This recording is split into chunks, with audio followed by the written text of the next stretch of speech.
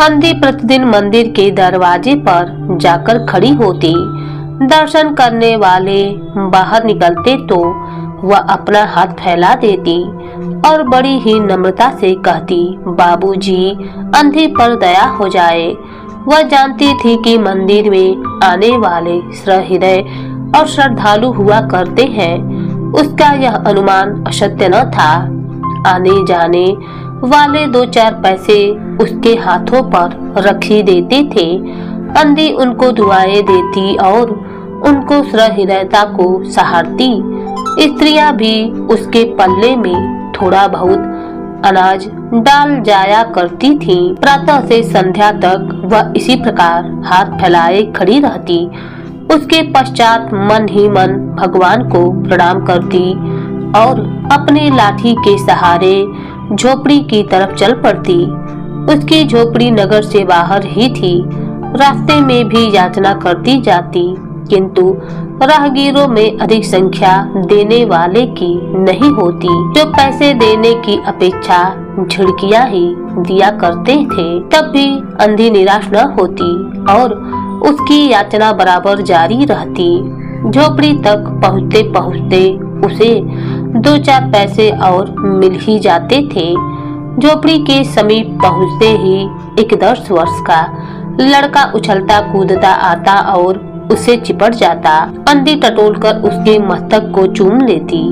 बच्चा कौन है, किसका है, कहाँ से आया है, इस बात से कोई परिचित न था। 5 वर्ष हुए। पास पड़ोस वालों ने उसे अकेले देखा था। उन्हीं दिनों एक दिन संध्या समय लोगों ने उसकी गोद में एक बच्चा देखा। वह रो रहा था। अंधी उसका मुख चूम चूम कर उसे चुप कराने का प्रयत्न कर रही थी। वह कोई असाधारण घटना न थी, अतः किसी ने भी न पूछा कि बच्चा किसका है। उसी दिन से यह बच्चा अंधी के पास था और प्रसन्न था। उसको वह अपने से अच्छा खिलाती और पहनाती थी। अंधी ने अपने झोपड़ी में एक हांडी गाड़ रखी थी। संध्या समय जो कुछ मांगकर लाती उसमें डाल देती और उसे किसी वस्तु से ढांप देती, इसलिए कि दूसरे व्यक्तियों की दृष्टि उस पर न पड़े। खाने के लिए अन्न काफी मिल जाता था, उससे काम चलाती थी। पहले बच्चे को पेट भरती, फिर स्वयं खाती। रात को बच्चे को अपने वक्ष से लगाकर वहीं पड़ी रहती। प्रातः काल होते ही उसको खिला पिलाकर फिर मंदिर के द्वार पर जा खड़ी होती। काशी में सेठ बनारसी दास बहुत प्रसिद्ध व्यक्ति हैं। बच्चा बच्चा उसकी कोठी से परिचित है। बहुत बड़े देशभक्त और धर्मात्मा हैं। धर्म में उनकी बड़ी रुचि है। दिन के 12 बजे तक सेठ स्नान ध्यान में संलग्न रहते हैं। कोठी पर हर समय भीड़ लगी रहती है।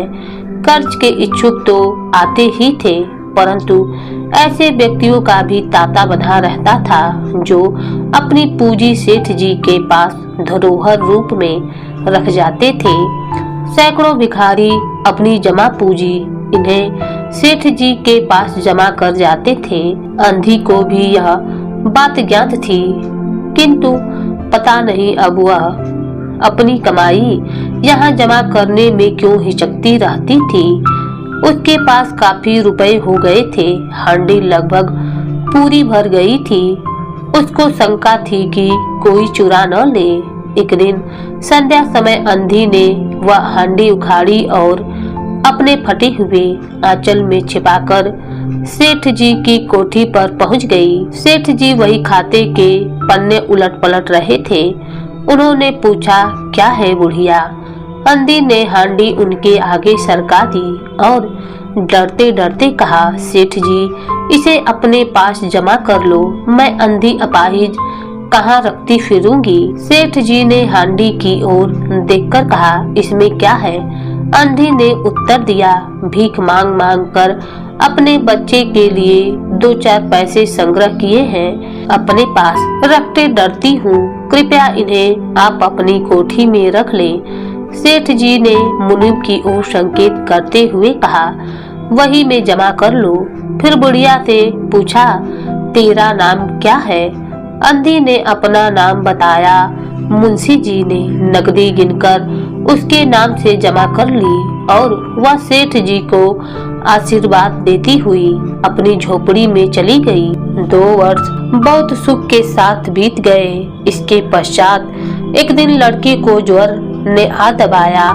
अंधी ने दवा दारू की, झाड़ फूक भी किया, टोने टोटके की परीक्षा की, परंतु संपूर्ण प्रयत्न व्यर्थ सिद्ध हुआ। लड़के की दशा दिनों दिन बुरी होती गई। अंधी का हृदय टूट गया। साहस ने जवाब दिया। निराश हो गई, परंतु फिर ध्यान आया कि संभवतः डॉक्टर के इलाज से फायदा हो जाए। इस विचार के आते ही वह गिरती पड़ती सेठ जी की कोठी पर आ पहुंची। सेठ जी उपस्थित थे। अंधी ने कहा, सेठ जी, मेरी जमा पूंजी में से 10-5 रुपए मुझे मिल जाए तो बड़ी कृपा हो। मेरा बच्चा मर रहा है, डॉक्टर को दिखाऊंगी। सेठ ने कठोर स्वर में कहा, कैसी जमा पूंजी, कैसे रुपए? मेरे पास किसी के रुपए जमा नहीं है। अंधी ने रोते हुए उत्तर दिया, 2 वर्ष हुए मैं आपके पास अपनी धरोहर रख गई थी, दे दीजिए, बड़ी दया होगी।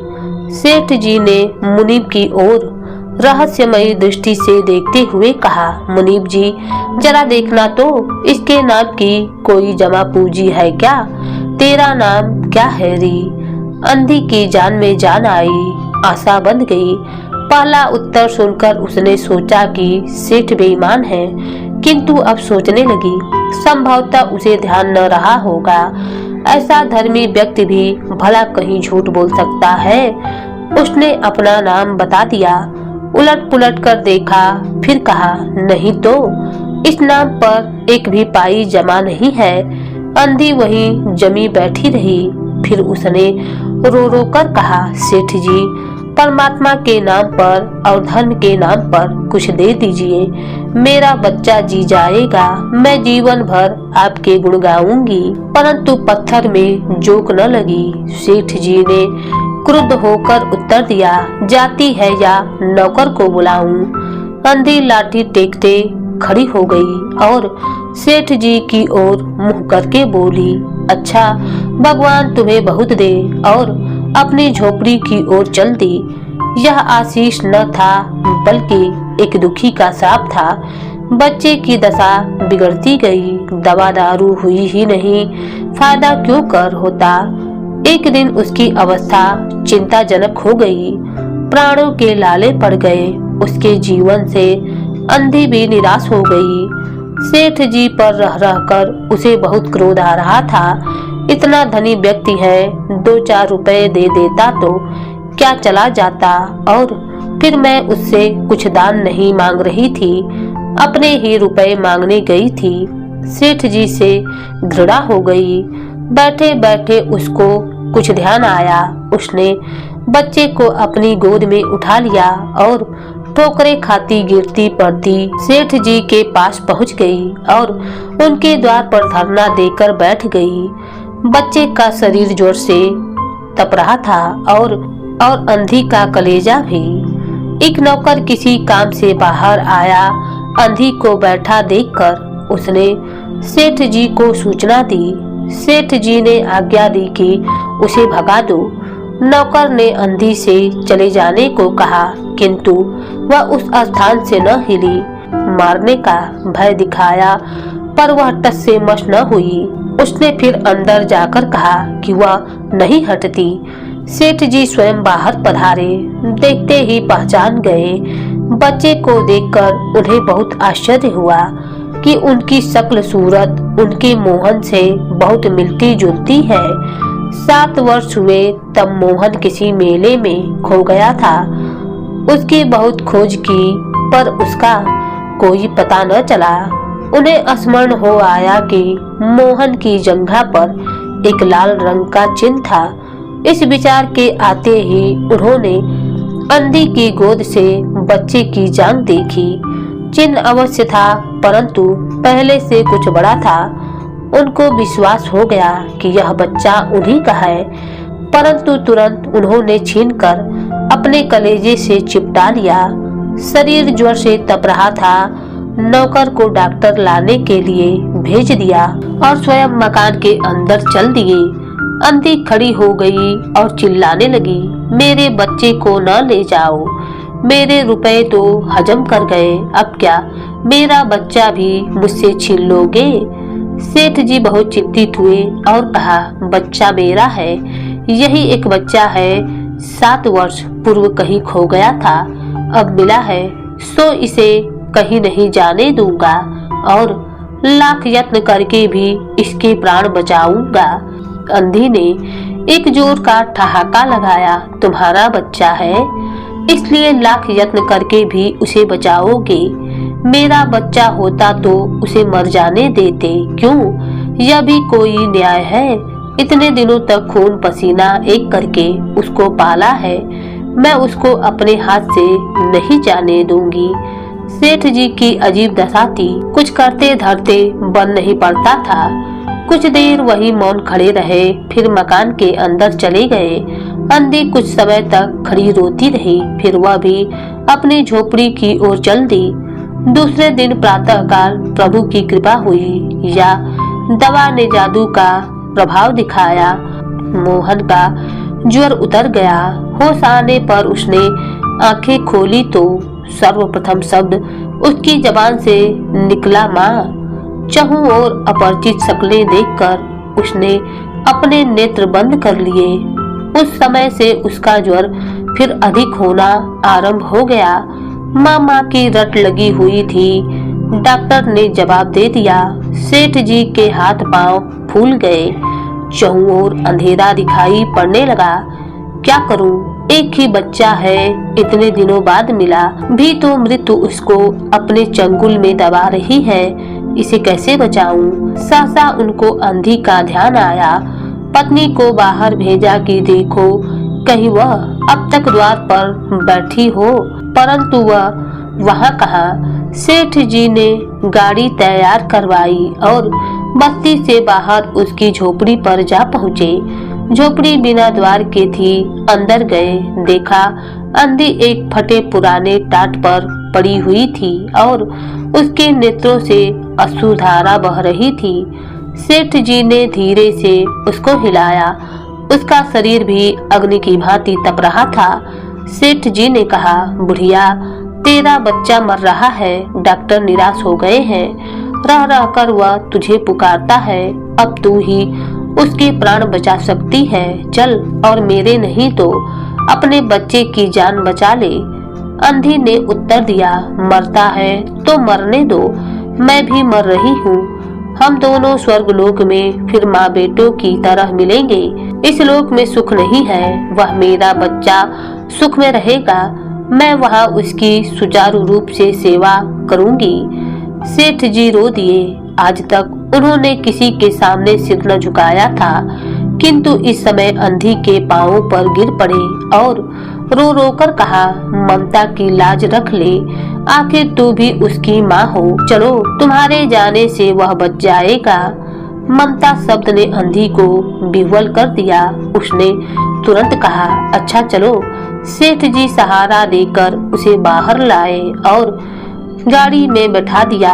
गाड़ी घर को छोड़कर सेठ जी के घर पहुंची। उस समय सेठ जी और अंधी भिखारिन दोनों की एक ही दशा थी। दोनों की यही इच्छा थी कि शीघ्र से शीघ्र अपने बच्चे के पास पहुंच जाए। कोठी आ गई। सेठ जी ने सहारा देकर अंधी को उतार लिया और अंदर ले गए। भीतर जाकर अंधी ने मोहन के माथे पर हाथ फेरा। मोहन पहचान गया कि यह उसकी माँ का हाथ है। उसने तुरंत नेत्र खोल दिए और उसे अपने समीप खड़े हुए देखकर कहा, माँ तुम आ गई। अंधी भिखारिन मोहन के सिरहाने बैठ गई और उसने मोहन का सिर अपने गोद में रख लिया। उसको बहुत सुख अनुभव हुआ और वह उसकी गोद में तुरंत ही सो गया। दूसरे दिन से मोहन की दशा अच्छी होने लगी और 10-15 दिन में वह बिल्कुल स्वस्थ हो गया। जो काम हकीमों की दवा और वैद्यों की पुड़िया न कर सकी, वह अंधी के स्नेहमयी सेवा ने पूरा कर दिया। मोहन के पूरी तरह स्वस्थ हो जाने पर अंधी ने विदा मांगा। सेठ जी ने बहुत कुछ कहा सुना कि वह उन्हीं के पास रह जाए, परंतु वह सहमत न हुई। विवश होकर विदा करना पड़ा। जब वह चलने लगी तो सेठ जी ने रुपयों की एक थैली उसके हाथों में दे दी। अंधी ने मालूम किया, इसमें क्या है?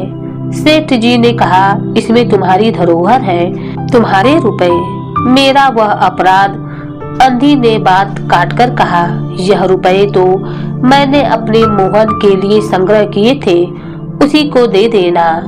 अंधी ने थैली वहीं छोड़ दी और लाठी टेकती हुई चल दी।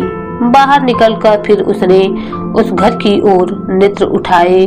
उसके नेत्रों से अश्रुधारा बह रही थी, किंतु वह एक भिखारिन होते हुए भी सेठ से महान थी। इस समय सेठ याचक था और वह दाता थी। धन्यवाद।